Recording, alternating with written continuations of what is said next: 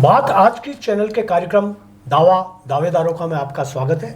मैं सुरेंद्र चतुर्वेदी आपका परिचय एक ऐसे इंसान से करवाना चाहूँगा जो केकड़ी क्षेत्र से भाजपा का दावेदार है और जो भाजपा के सशक्त दावेदारों में से गिने चुने लोगों में से एक माना जाता है। आपका लंबा इतिहास है, उनके बारे में मैं उनसे ही जानकारी करना चाहूँगा कि दावा वो पेश करेंगे।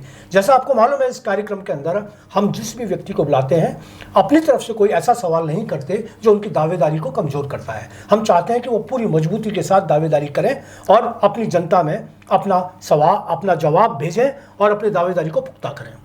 अनिल मित्तल जो हैं वो केकड़ी से आए हैं, नगर पालिका के सभापति रह चुके हैं, भाजपा के सशक्त उम्मीदवार हैं और केकड़ी क्षेत्र के विधानसभा क्षेत्र के अंदर अगर कोई रघु शर्मा से मुकाबला करता रहा तो मैं अनिल मित्तल का नाम ले सकता हूं, जिसने हर मोर्चे पर उनसे मुकाबला किया। और भी कई मोर्चे हैं जिन पर बात हम आगे करेंगे। सबसे पहले मैं आपका स्वागत करता हूं कि आप आए। नमस्कार भाई साहब। हाँ, मैं ये चाहूँगा कि आप अपने बारे में थोड़ी सी जानकारी जनता को शेयर करें। सबसे पहले तो मैं बात आज तक की के भाई साहब सुरेंद्र जी को धन्यवाद देना चाहता हूं कि आज आपने मुझे यहाँ बुलाया और सभी बात आज तक की दर्शकों को भी बहुत बहुत शुभकामनाएं। भाई साहब, मेरा जीवन छात्र राजनीति से जुड़ा हुआ है जी। सर्वप्रथम मैंने 1996 के अंदर अखिल भारतीय विद्यार्थी परिषद से कॉलेज छात्र संघ का चुनाव लड़ा जी और वहाँ मैं निर्वाचित होकर पहली बार अखिल भारतीय विद्यार्थी परिषद की सीट पर मैं विजयी हुआ और वहाँ का छात्र संघ अध्यक्ष बना। बहुत अच्छा। उसके बाद लगातार मेरा जीवन राजनीतिक, सामाजिक, धार्मिक सभी कार्यों में करता रहा और उसके बाद राजनीतिक तौर पर मुझे 2015 में केकड़ी की जनता ने भारतीय जनता पार्टी से ही चेयरमैन के पद पे चुना जी। और उसके बाद 2020 तक मेरा कार्यकाल चला। हाँ, ज़रूर बीच में एक बार जैसे ही सत्ता परिवर्तन हुआ तो वहाँ के जो स्थानीय विधायक थे उन्होंने मुझे डीएलपी से सस्पेंड कराया था, लेकिन उसके विरोध में पूरा केकड़ी बंद रहा और अगले ही दिन मुझे हाई कोर्ट से स्टे मिल गया और उसके बाद में वापस सीट पर बैठकर मैंने अपना पूरा कार्यकाल उस वक्त किया और 5 साल तक पूरा चेयरमैन का कार्यकाल मैंने किया। अनिल जी, जब आपने बात शुरू ही कर दी तो मुझे उस विधायक का नाम और उस विधायक ने किस तरीके से आपको अपदस्थ करने की कोशिश की, उस पर भी थोड़ा सा। भाई साहब, मैं आज तक कि मैं सभी दर्शकों को ये बताना चाहूँगा कि जो हमारे वहाँ का विधायक है रघु शर्मा, वो निहायत ही अहंकारी तानाशाह विधायक है। वो जिस तरह से पिछले 4.5 साल से लेकर 4.5 साल तक उन्होंने कार्यशैली की है, वो और उनके पुत्र ने जिस तरह का अत्याचार केकड़ी की जनता पे किया है, जिस तरह के उन लोगों ने भारतीय जनता पार्टी के एक एक कार्यकर्ताओं को चुन चुन के बदला लिया है। जो भी कोई उनके खिलाफ बोलते उनको वो पुलिस में बिठा देते या उनके खिलाफ वो छापा मारा। इवन मेरा व्यापार है, जो मैं तेल का व्यापार करता हूँ, उस फैक्ट्री पे भी उन्होंने 5 बार चिकित्सा मंत्री रहते हुए छापे पड़ाए हैं जी। उसके अलावा पानी की टंकी, पानी की बोतल बनाने वाली फैक्ट्रियों पर छापे, आगरा का पेठा बनाने वाली फैक्ट्रियों पर छापे और जो भी कोई व्यक्ति उनके खिलाफ बोलता वो धारा 151 में भी उन्होंने जेसी करवाई है। इवन यहाँ तक कि जो भी अगर सरकारी कर्मचारी भी बोलता तो उन्होंने उनके बाढ़ में ट्रांसफ़र किए। इस तरह का तानाशाह विधायक रहा है और जिस तरह का भ्रष्टाचार और जिस तरह का अहंकारी उनमें प्रवृत्ति रही है, वो निश्चित तौर पर केकड़ी की जनता के लिए बहुत बड़ी बात है, शर्म की बात है कि केकड़ी का कलंक एक हमारे बीच में विधायक बन के बैठा हुआ है। केकड़ी का कलंक कोई छोटा मोटा व्यक्ति नहीं है। राजऋषि डॉक्टर रघु शर्मा के बारे में आप बात कर रहे हैं। डॉक्टर रघु शर्मा राजस्थान के चिकित्सा मंत्री रहे। कोरोना काल में उनका प्रबंधन बहुत श्रेष्ठ माना गया, लेकिन जो कहानियाँ ये सुना रहे हैं वो कहानियाँ बिल्कुल उस चेहरे की दूसरे पक्ष को दर्शाती है। किस तरीके से उन्होंने वहाँ क्या किया, मुझे तो बहुत छोटी छोटी सी घटना उस समय की भी याद है कि जब हलवाई की दुकानों पर छापे पड़ने लग गए थे, क्योंकि वो सिर्फ उनके फेसबुक पर अगर कोई भी उनके खिलाफ अगर एक कमेंट भी अगर जारी कर देगा तो मालूम किया जाएगा कि उसका भविष्य, उसका जो अतीत है वो क्या है, किस काम से करता है, कहाँ जाता है, कहाँ बैठता है, और कहीं ना कहीं उसे दबोच लिया जाता था। आपकी बात बिल्कुल सही है। और आप तो मेरे ख्याल से केकड़ी के अंदर जितना सबसे ज़्यादा अगर सर्वाधिक किसी को तंग किया गया तो आप था। आप को मैं बता दूं दर्शकों कि आप तेल के व्यापारी हैं और तेल के देश के अच्छे तेल व्यापार के अंदर इनका बहुत अच्छा नाम है और निहायत ईमानदारी से काम करने वाले व्यापारियों में से एक है। बहुत अच्छा इनकम टैक्स देते हैं और सबसे बड़ी बात इनकी बात है कि ये काले धन से बहुत दूर हैं। ऐसा मेरा भी मानना है और केकड़ी के क्षेत्र का मानना है। यही वजह है कि इनकी जो सेवाएं केकड़ी क्षेत्र में रहीं, उस वजह से इन्होंने सभापति बने और उन्हें जब अपदस्थ किया गया, बिल्कुल सुनियोजित षड्यंत्र के तहत निर्धारित पटकथा लिखकर इनको जिस तरह से हटाया गया, थोड़ी सी उस पटकथा के बारे में आप जानकारी दें। जब राजस्थान विधानसभा के चुनाव हुए 2018 में, दुर्भाग्यवश केकड़ी ही नहीं पूरी राजस्थान में भारतीय जनता पार्टी की जगह कांग्रेस की सरकार बन गई जी।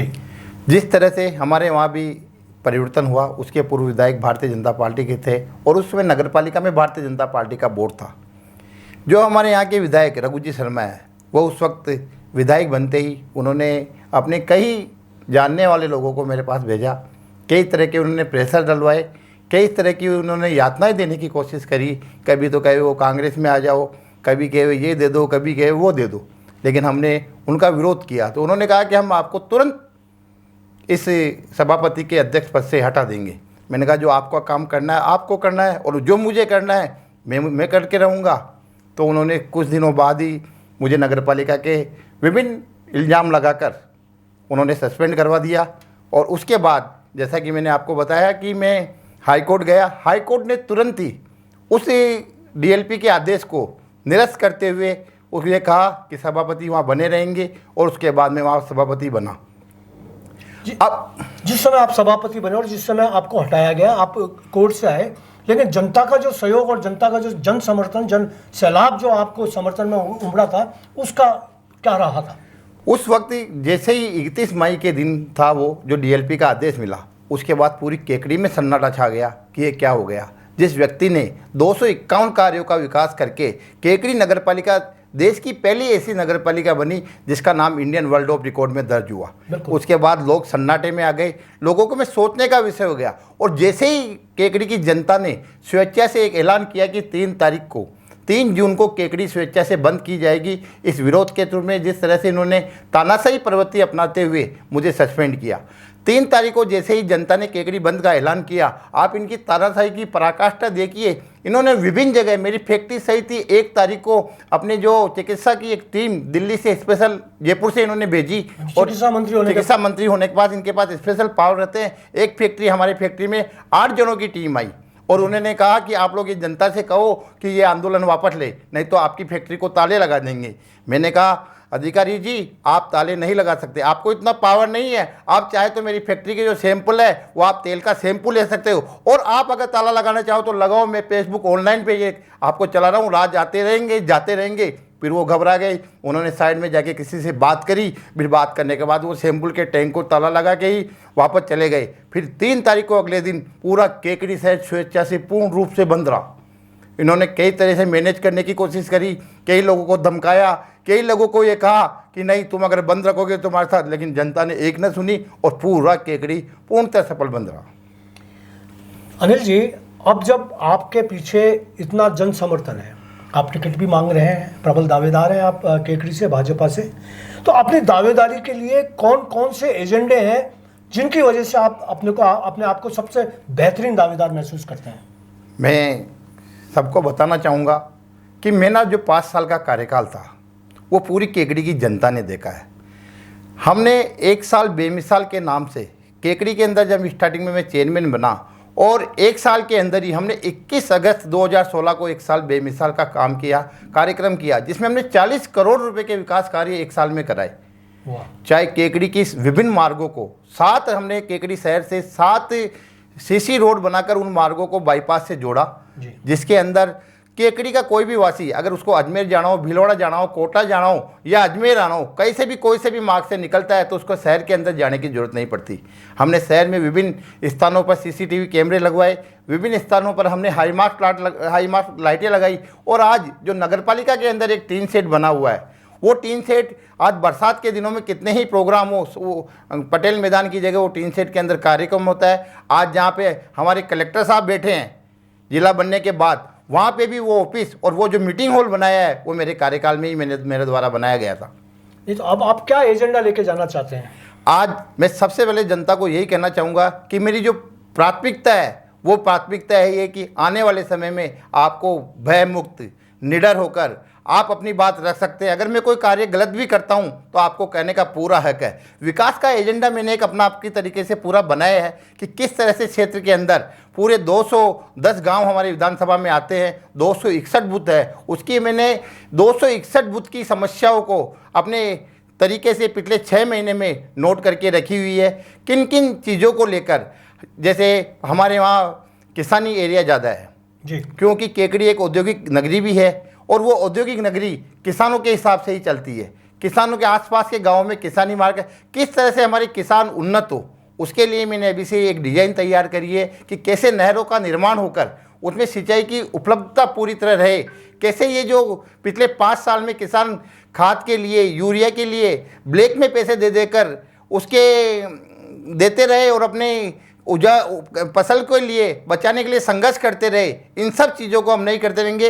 विकास के लिए नए नए विद्यालय, जो केंद्रीय विद्यालय हैं, रेल की एक बहुत बड़ी हमारे यहाँ ज़रूरत है। इसके साथ ही जो डेवलपमेंट के और भी जो कार्य हैं वो सब हम साथ करते रहेंगे। अनिल जी, अगर डेवलपमेंट की बात की जाए, विकास की दावेदारी की बात की जाए, तो मैं सच कह रहा हूँ कि जितना विकास रघु शर्मा के समय में माना जाता रहा कि वो जिला भी बना, उसके बाद में जिला अस्पताल भी बना और उन्होंने सड़कें भी बनवाई, उन्होंने विधायक कोष खोल के रख दिया और कहते हैं कि प्रगति के सारे रास्ते उन्होंने खोले।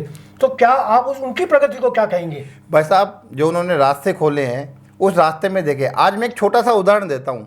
अजमेर रोड जो केकड़ी शहर से रघु शर्मा के बंगले तक का एक 8 किलोमीटर का रोड बना, वो 24 करोड़ की लागत बना, अभी उसका उद्घाटन भी नहीं हुआ भाई साहब, और वो रोड जगह जगह से छल नहीं होगा। भ्रष्टाचार की जो सीमा है, इनके विकास कार्य में इन्होंने बजट लाए लेकिन सारा विकास का पैसा इनके भ्रष्टाचार की भेंट चढ़ गया। वैसा एक उदाहरण देता हूँ, इन्होंने रिंग रोड बनाया। रिंग रोड का शेप कैसा होता है? रिंग यानी गोल, रिंग रोड गोल होना चाहिए भाई साहब, और इन्होंने उस रिंग रोड को दिलनुमा बना दिया। दिलनुमा बनाने का मतलब जिसका खेत आया, जिसने पैसे दिए उसका इसमें जोड़ दिया, जिसका नहीं आया उसको उसमें जोड़ दिया। आने वाले समय में अगर ये रिंग रोड तैयार होता है तो भाई साहब मैं आपके बीच में आज ये कहता हूं कि जिस दिन ये रिंग रोड तैयार होगा, आप केकड़ी में दुर्घटनाओं की संख्या में इतनी अपार वृद्धि देखेंगे जिसकी कल्पना भी नहीं की जा सकती। इसमें कोई दो राय नहीं। और रिंग रोड से मैं वाकिफ हूँ और मुझे और भी कई लोगों ने बताया। मैं सजग पत्रकार हूँ और केकड़ी से मेरा बहुत अच्छा रिलेशन रहा है। मुझे जब भी मैं केकड़ी गया तो मुझे ये बताया गया कि रिंग रोड के नाम पर जिस तरीके की आपाधापी मची हुई है, जिस तरीके के भ्रष्टाचार के अनेकों केस, अगर उनका अगर जाँच की जाए, इस रिंग रोड की ही अगर जाँच की जाए तो मैं समझता हूँ कि मामला अरबों में पहुँच सकता है। क्या कहना चाहेंगे? बिल्कुल सही है भाई साहब।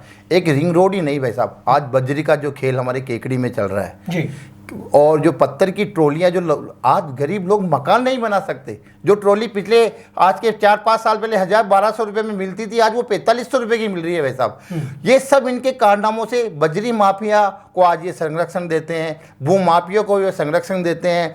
रिंग रोड को ये जिस तरह से इन्होंने जनता में आने से पहले पिछले 1 साल में इन लोगों ने जितनी भूमियाँ वहाँ खरीदी है, शायद आसपास के राजस्थान में ऐसी कोई भूमियाँ नहीं होगी जो इन लोगों ने नहीं खरीदी है। खनन के मामले में क्या कहना चाहेंगे आप? खनन में जो इनकी तानाशाही है भाई साहब, उसकी तो सब चीज़ों की पराकाष्ठा से भी ऊपर है। जिस तरह से इन लोगों ने आतंक मचाया है खनन को, एक छोटा सा उदाहरण मैं देता हूँ। नगर पालिका के चुनाव हमारे यहाँ चल रहे थे जी भाई साहब, हमारे पार्टी ने, भारतीय जनता पार्टी ने हमारे प्रत्याशी को चेयरमैन का टिकट दिया जी। आप ताज्जुब करोगे, जिस दिन उसको टेम्पर का सिंबल दिया और उसने फार्म भरा, उसकी माइंस को इन लोगों ने सीज कर दिया। 15 दिन तक इनकी माइंस को सीज रखा।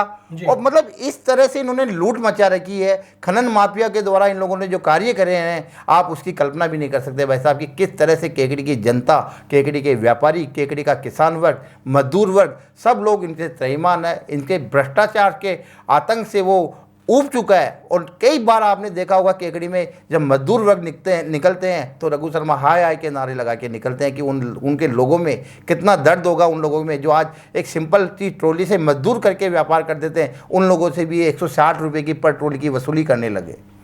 एक पिछले दिनों एक घटना हुई थी अनिल जी, मैं क्योंकि जानना चाहूँगा कि वो घटना वास्तव में सच्ची थी कि वो आत्मदाह वाला कुछ मामला हुआ था? भाई साहब, मैं आपको निवेदन करूँ, एक अशोक नाम का एक जो व्यक्ति था, वो एक व्यापारी था। अशोक गौतम जो व्यक्ति था, एक व्यापारी था।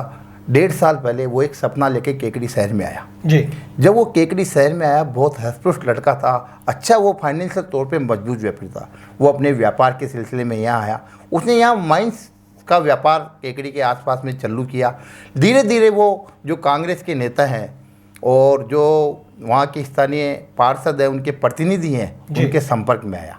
संपर्क में आने के बाद जिस तरह से उसको अपने चक्र में इन लोगों ने फंसाया कि उसको धीरे धीरे करके उससे खाली चेकों में इन्होंने साइन कराए, धीरे धीरे करके उनकी गाड़ियों को इन्होंने ले लिया, धीरे धीरे करके उससे खाली स्टाम्प पे साइन करा लिए। वो इनसे इतना तंग आ गया, वो पुलिस में भी गया, उसको न्याय नहीं मिला। फिर उसके बाद वो स्थानीय विधायक रघु शर्मा के पास भी कई बार गया। जी।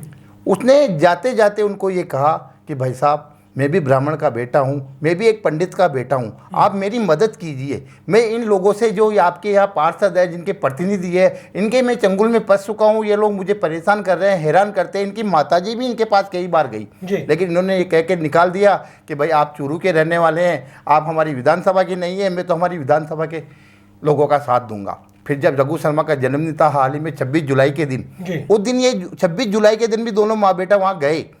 और जाने के बाद इन्होंने उनको कहा कि मेरे साथ अन्याय हो रहा है, आपको मेरी मदद करनी चाहिए, लेकिन उनके ऊपर कोई असर नहीं हुआ। जाने से पहले उस व्यक्ति ने 27 जुलाई को उस व्यक्ति ने एक वीडियो पोस्ट किया कि मैं रघु शर्मा को अपने जन्मदिन का तोहफा देना चाहता हूं, कि किस तरह से मैं उनके पास गया। और उन्होंने पुलिस के लिए भी ये कहा कि जिस तरह पुलिस ने हमारे साथ नाइंसाफ़ी करी है और वो रघु शर्मा के कहने पे काम कर रही है, मैं अपनी जीवन लीला को, अपने जीवन को रघु शर्मा को जन्मदिन का तोहफा देकर जा रहा हूं। और उस व्यक्ति ने अपनी आत्महत्या कर ली। और बड़े अफसोस की बात है, जिस दिन हमारा देश स्वतंत्र हुआ उस दिन भगवान ने उसकी ज़िंदगी को भी उससे स्वतंत्र कर दिया। और वो अशोक गौतम, एक ब्राह्मण का बच्चा, एक पंडित का बच्चा, हमारे बीच नहीं रहा और वो भी परलोक सिधार गया। ताज्जुब की बात है कि इतनी बड़ी घटना होने के बाद भी हमारे यहाँ के जनप्रतिनिधि, जो वहाँ के नायक है, वो वहाँ के एमएलए हैं, जिनके लिए सभी है, उसके लिए 2 शब्द उन्होंने नहीं लिखे और आज तक उन लोगों पे कोई कार्रवाई नहीं हुई।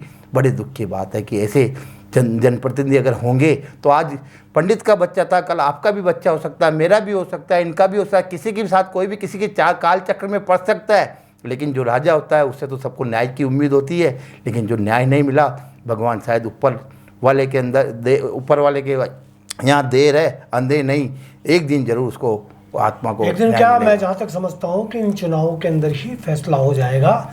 कोई वो कहते हैं ना कि राम न मारे काऊ को पापी नहीं है, राम आप ही आप मर जाएंगे कर कर खोटे काम। तो जो लोग खोटे काम कर रहे हैं उन लोगों का कोई एजेंडा नहीं होता, उन लोगों का कोई भविष्य नहीं होता, ईश्वर की लाठी में आवाज़ नहीं होती, ये हम सुनते हैं।